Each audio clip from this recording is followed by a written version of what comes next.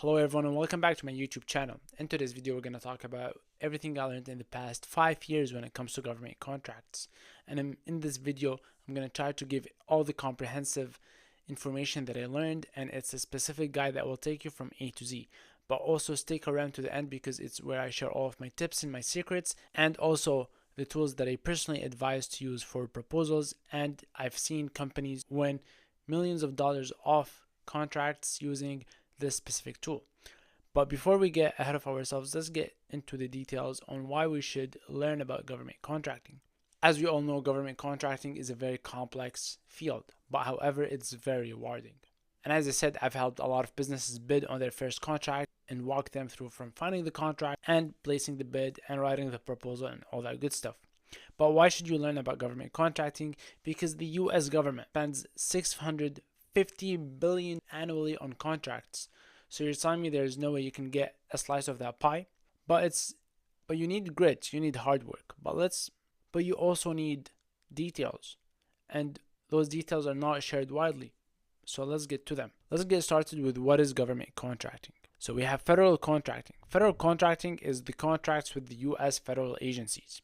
And they're also governed by the Federal Acquisition Regulations, aka the FAR, which you will hear this a lot. Typically larger in scope and value, with more stringent compliance requirements.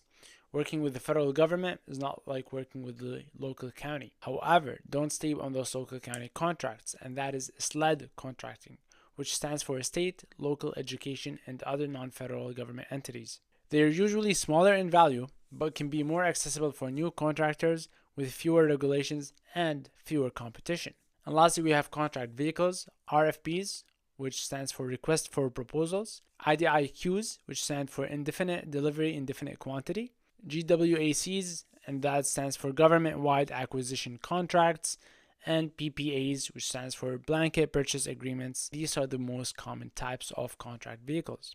Now, I want you to know that government contracting refers to the process where private businesses provide goods or services to the government entities. So the second you go register your company within the government and LLC it, now you're a private business and you can bid and work with the government. Government contracting, as I mentioned earlier, represents a $650 billion market in the US alone. SAM.gov serves as the central registration and opportunity listing platform for federal procurement, where contractors must register before bidding on contracts. So if you would like to bid on a government contract, you would have to register with SAM.gov. And let's talk about that, getting registered and setting up. This is all what you need to do. So listen carefully and take notes down. Obtain your unique entity ID, aka UEI. And that is called DUNS in the past. This unique identifier is now assigned through SAM.gov during registration. So once you register on SAM.gov, you will be getting your UEI. And that's your business's primary identifier in federal contracting system. I like to describe it in a way that this is your social insurance number, but for your business. And then you're going to have to complete your SAM.gov registration. So you need to create your account, verify your identity, submit comprehensive business information, including your banking details for payment. This registration must be renewed annually. Lastly, select your NAICS codes and certifications. So choose North American Industry Classification System codes that represent your services. If you don't have specific services, I advise you to go through the NAICS codes and see what services you're even able to place bids on, and apply for these relevant socioeconomic certifications. So if you're an 8A, if you're a woman-owned small businesses, if you're SDV, OSP, HubZone, or for set-aside contract eligibility. So go through these NAICS codes and really squeeze them. And if you're able to register in one of them, please do, because a lot of agencies will have a certain budget for a specific NAICS code and for a specific set-aside. A common mistake that we always see as advisors in the government contracting industry is a common mistake selecting too many NAICS codes. Riches is in the niches. When you select too many NAICS codes, it dilutes your company's specializations. Focus on 3 to 5 codes in the beginning where you have demonstrable expertise. Maintain detailed documentation of your certification eligibility, as improper claims can result in serious penalties, including department. Now let's find the right opportunity. SAM.gov search limitations. Yes, we need to register within SAM.gov to get our UEI, to get our cache code, and to get our main information. However, do you need SAM.gov to find contracts? That's where all the contracts are being listed. But searching on SAM.gov is extremely complex. And not to scare you away from government contracting, but default search is basic, missing many opportunities, and their filtering, it does exist, but it's cumbersome. It's too complex, and you have to use specific keywords, and historical data often provides better insights than current listings, and it's just a poor experience, and it's a poor user interface, and it's going to overwhelm a lot of government contractors, and it's going to make them not pursue bidding with the government. Use specialized search tools, and SAM search is one of them, where you can use specific, and SAM search is one of them, where you can just basically write in English, search with your next code, look up things online, and use AI to help you find contracts. Let AI help you make your bid no bid decision. Let AI help you write these proposals, and it offer more powerful filtering, to offer analytics and opportunity matching to save countless hours of manual searching. Automated alerts. Set up keyword and namespace notification systems to get relevant opportunities delivered directly to your inbox daily. Many new contractors waste over 10 hours weekly searching SAM.gov because of how complex it is, and we found using tools like SAM Search will save 96% of the time, often missing the best opportunities. Focus on agencies with strong small businesses, spending, and those that regularly contact your industry. Look for recompetes, existing contracts nearing renewal, as they often offer more predictable wins than new requirements. So take a note of that. Now, winning and writing proposals. Now, when it comes to writing and winning proposals, writing proposals is a big chunk of government contracting, and it's honestly a complex step that we have to be really careful with. And we also have to know exactly what to include in this proposal, but what to also not include in it. The biggest majority of proposals that end up not winning is because of a missing compliance issue, or because of not aligning with what the agency is requesting from you. The technical responses directly address requirements with clear, specific solutions. It demonstrates understanding of the agency needs and challenges. Then you have your management approach, outlines project oversight, staffing plan, quality control, and risk management strategies. All of these things need to be included in the proposal. Past performance. Showcase relevant experience with quantifiable results, critical for establishing credibility. Now, if you don't have a government-related past performance, you can also use your private past performance that you've done in the private sector. Pricing strategy. Balances competitiveness with profitability. The government wants you to make money, but it also wants to pay the less amount of money possible for the best quality. Consider using LPTA, lowest price technically acceptable, or best value based on the solicitation. Common proposal myths include lowest price always wins. That is not true. Relationship guarantees awards. That's also not true. While relationship helps, while the lowest price helps, being compliant and responding to proposals, that's what wins contracts. AI tools can accelerate your proposal development by generating the first draft of boilerplate sections, leaving you more time to customize the high value differentiators.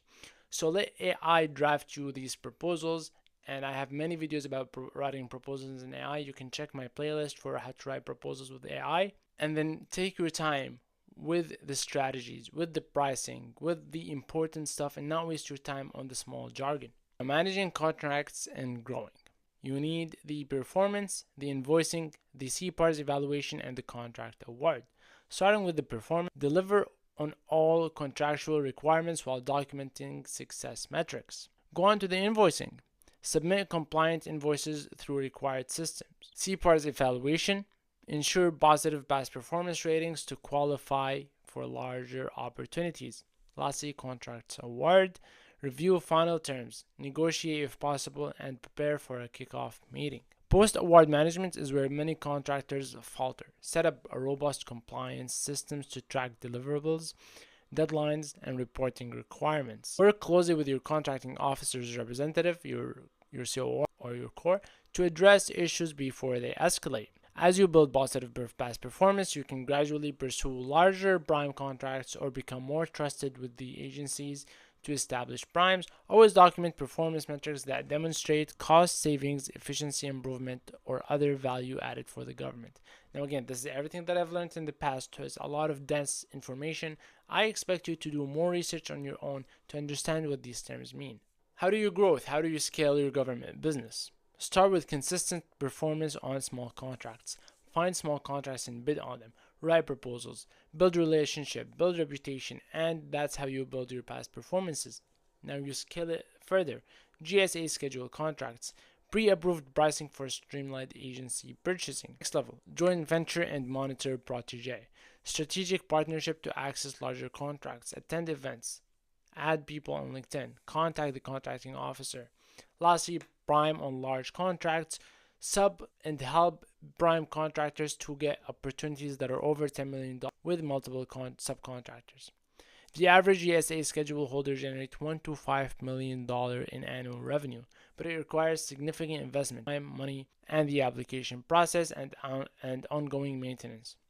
These vehicles are most valuable when combined with proactive marketing to agencies. Mentor protege programs, particularly through the SPA, provide exceptional growth, and I myself learned a lot from them. Exceptional growth opportunities by allowing small businesses to partner with established contractors while maintaining the set-aside eligibility. Successful GVs often require 6 to 12 months of relationship building before the first contract win, so be patient. Now, lessons in real talk. Chasing every opportunity.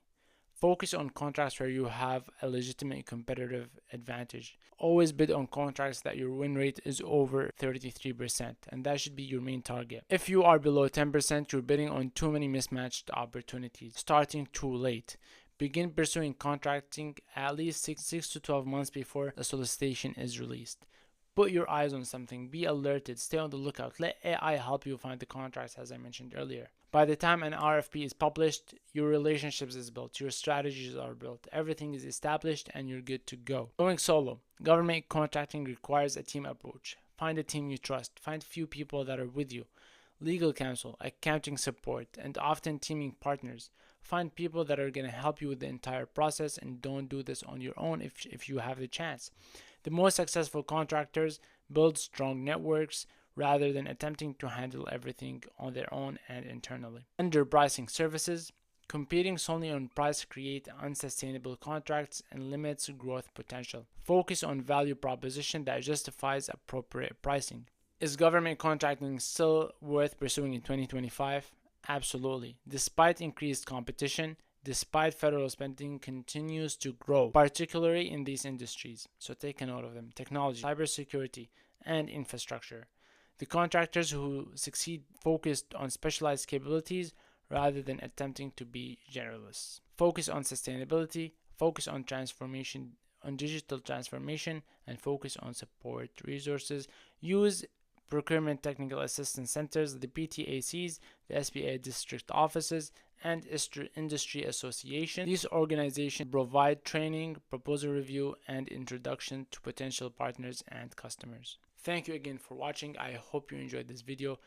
If you want to know more about these details of what I learned in the past 5 years as a government contractor and as someone who worked very closely in the industry, please check out my other videos and check out the links I have provided. I've provided a list of free resources in my bio that you can check out, and I also listed the AI tool that helped and I used to help a lot of government contractors win their first $1 million contract. So check them out, and happy bidding.